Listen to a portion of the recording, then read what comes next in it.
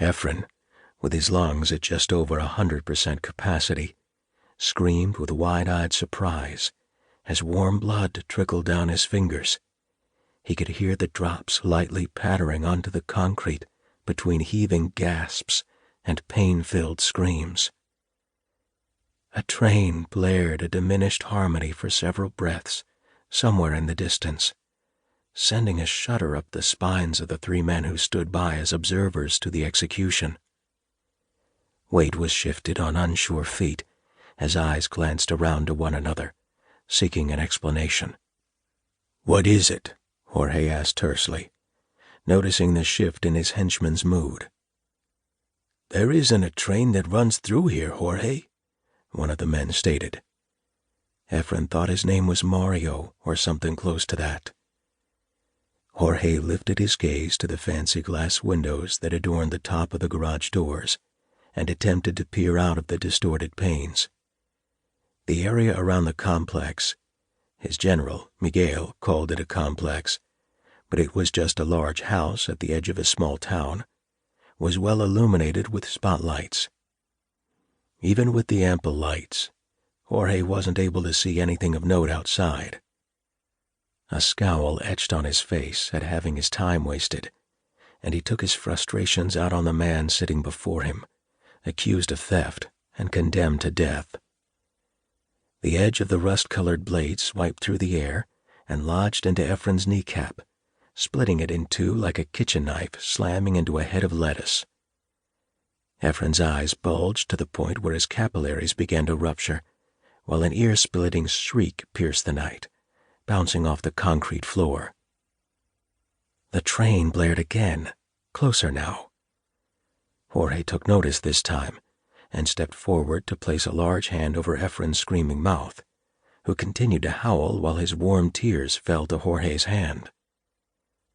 Jorge, sensing a greater threat, yanked the machete from Ephraim's knee with a sickening pop and placed the glistening tip against the man's throat.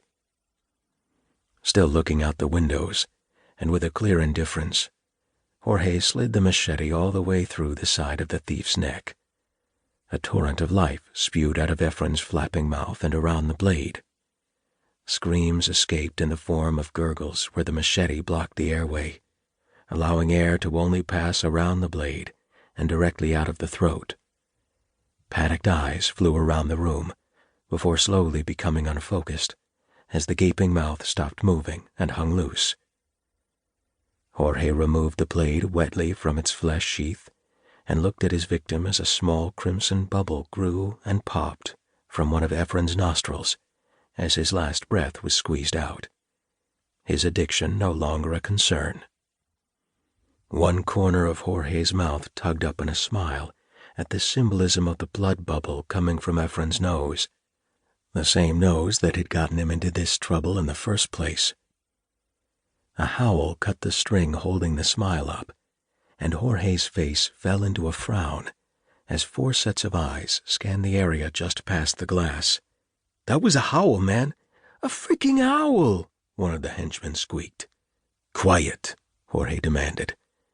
He let the machete hang by his side as he slowly stepped toward the garage door, blood sloshing off the tip of the blade with every step, leaving behind a gruesome trail. One of the henchmen grew a pair of testicles large enough to orbit Jupiter and rushed to the garage door with his shotgun held firmly. Jorge stopped, curious to watch the events unfold as they may.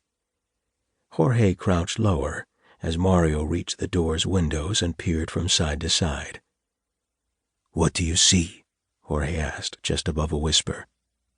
Mario squinted as 2 yellow orbs, around 3 or 4 yards off the ground, came into view. Mario turned to Jorge and shook his head with a perspiring, furrowed brow. As he returned his gaze back outside, his expression flattened and mouth fell open as a "huh?" was exhaled right as something crashed through the garage door.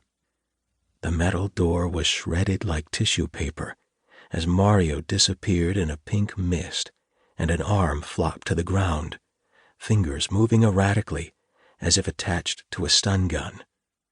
to keep listening to this audiobook. I've left you a link in the description so you can do it, at no cost thanks to Audible's 30-day free trial.